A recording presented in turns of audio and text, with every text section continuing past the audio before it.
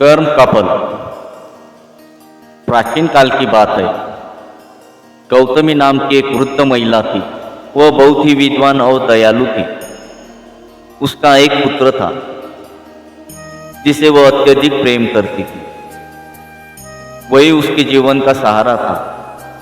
एक दिन की बात है, उसके इस लौते बेटे को एक सर्प ने काट लिया, जिस कारण उसकी मृत्यु हो गई। गौतमी को बहुत दुख हुआ। वह स्वयं को असहाय पाकर कि अब उसका जीवन कैसे चलेगा, अपने बेटे के मृतदेह को पकड़कर रोने लगी और अपने भाग्य को कोसने लगी। वही बगल में ही अर्जुन नामक एक बहेलिया भी रहता था। वह भी उस समय वहीं से पास से ही निकल रहा था। उसने गौतमी को रोते हुए देखा तो पूछा। तब गौतमी ने उसे उस दुर्घटना के बारे में बता दिया। अर्जुन को बहुत क्रोध आया। उसने गौतमी की सहायता करने की ठान ली और यत्न करके सर्प को पकड़ लिया। वह उस सर्प को गौतमी के पास ले जाकर बोला, तुम्हारे पुत्र के प्राण लेने वाले सर्प को मैंने पकड़ लिया है, बताओ इसे क्या दंड दूं? गौतमी दुखी थी और क्रोधित भी। फिर भी वो बोली, होनी को कौन टाल सकता है? इस सर्पों को मारने से मेरा पुत्र वापस नहीं आ सकता, अतः इसे मारना उचित नहीं होगा। इस पर उस बहेलिये ने, यह बात तुम्हारी सही है कि इसे मारने से तुम्हारा पुत्र वापस तो नहीं आ सकता, लेकिन एक और भी बात है कि इसे मारने से कई लोगों की जान अवश्य बच सकती है, अतः इसे मारना ही उचित होगा। गौतमी विद्वान थी और कर्मफल को जानती थी। उसने कहा, मैं नहीं चाहती कि मेरे कारण किसी प्राणी को हानि पहुंचे, अतः मैं इस सर्प को क्षमादान देती हूँ। किंतु वह बहेलिया उस सर्प को मारने पर उतारू ही रहा और बोला, तुम्हारे क्षमादान से इसका पाप कम नहीं हो जाता। इसने एक बालक की हत्या की है, अतः इसे तो उसका दंड भुगतना ही पड़ेगा। मैंने इसे पकड़ भी लिया है, अतः इसे तो अब मरना ही पड़ेगा। यह सुनकर वह सर्प घबरा गया। उसने मनुष्य की बोली में कहा, महोदय मुझे क्षमा करें, किंतु इसमें मेरा कोई दोष नहीं है। मुझे तो मृत्यु ने प्रेरित किया और इसी कारण मैंने इस बालक को डसा। आप मुझे छोड़ दे। उधर जब लड़की की माता ने क्षमादान दे ही दिया है तो मुझे मारना कदापि उचित ना होगा। बहेलिया बोला, तुमने पाप कर्म किया है, अतः क्षमा करने के बाद भी वह पाप कर्म नष्ट नहीं होगा। यह भी सही है कि तुमने दूसरे से प्रेरित होकर यह पाप किया, लेकिन कारण तो तू ही है, अतः तू भी दोषी ही है।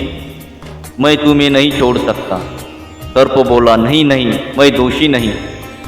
असल दोषी तो मृत्यु है। सोचिए जरा, यदि कोई पंडित यज्ञ में आहुति डालता है तो फल यजमान को मिलता है, पंडित को नहीं। मैं तो बस उसकी मृत्यु का कारण बना। ऐसा कहने पर मृत्यु को वहां आना पड़ा। उसने वहां आकर बहेलिये से कहा, देखिए मैं भी दोषी नहीं,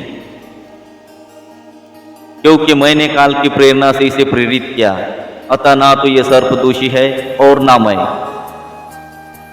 तब सर्प ने फिर बहेलिये से प्रार्थना की कि अब तो आपने सुन ही लिया कि मैं अपराधी नहीं हूँ, अतः मुझे मुक्त कर दे।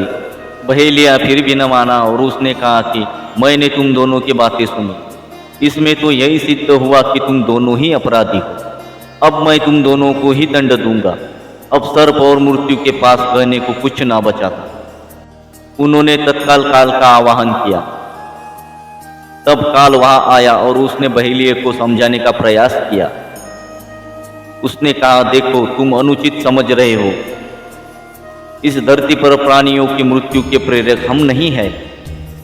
जो प्राणी जैसा कर्म करता है उसे उसका फल प्राप्त होता है। इस बालक ने जो कर्म किया था उसी के कारण इसकी मृत्यु हुई है, अतः हम में से कोई भी दोषी नहीं है।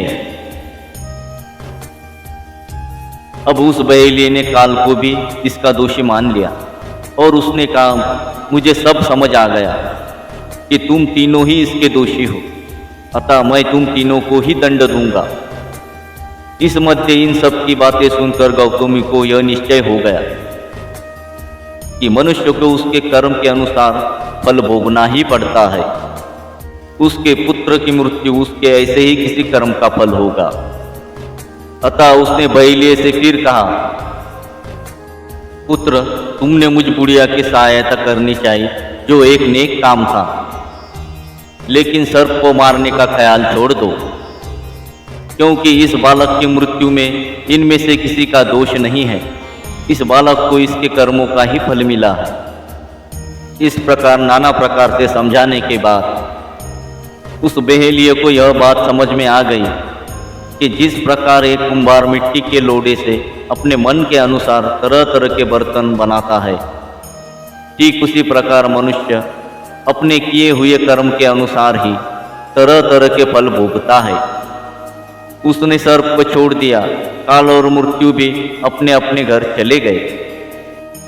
गौतमी ने इसे विधि का विधान और कर्म का फल मानकर संतोष कर लिया।